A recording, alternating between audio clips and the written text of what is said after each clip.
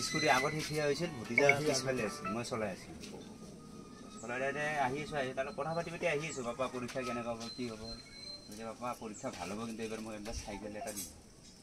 কৈছিল তাতে আহি থকা এটা কথা পাতি আহি থকা ক'ত কি হৈ গ'ল গমেই নাপালোঁ তাৰমানে চিলিপ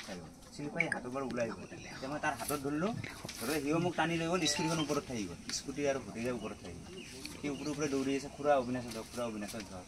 সি নালাৰ পানী পিছল টাইপ থাকে না ধৰক চিৰি আপুনিও নালাত পৰি গৈছে তাৰ হাতত ধৰিলোঁ নালাত পৰি গ'লোঁ সেই মোৰ হাতৰ ঘটনা আমি অসম তৃণমূল কংগ্ৰেছৰ পৰা এই প্ৰতিনিধি দল আহিছোঁ তেওঁৰ শোক সন্তপ্ত পিতৃ মাতৃ আৰু অন্যান্য পৰিয়ালবৰ্গক সমবেদনা দিবলৈ এতিয়া সমবেদনা দিয়াৰ বাহিৰেতো আমাৰ একোৱেই নাইকিয়া কিন্তু ভগৱানৰ ওচৰত এই শিশুটিৰ আত্মাৰ সদগতি কামনা কৰিছোঁ তেওঁৰ পিতৃক আমি সাহস দিছোঁ আৰু ভগৱানেও যেন তেওঁৰ পিতৃক শক্তি দিয়ে ধৈৰ্য ধৰি পৰৱৰ্তী কামবিলাক চলাই নিবৰ বাবে আৰু আমি এইটোৱে আশা কৰিম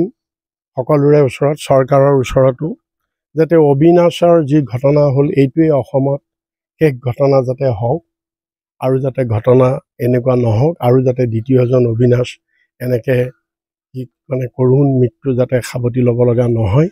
আৰু চৰকাৰেও এই অবিনাশৰ ঘটনাটোৰ পৰা চৰকাৰেও এইটো শিক্ষা ল'ব লাগে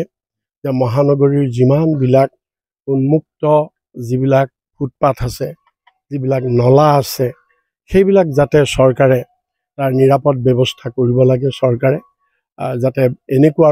দুৰ্ঘটনা যাতে নহয় আমি তাৰ কাৰণে আৰু দেখিছোঁ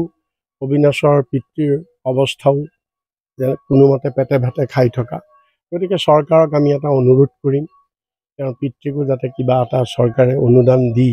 এটা ভাল কৰ্মসংস্থাপনৰ যাতে ব্যৱস্থা কৰি দিয়ে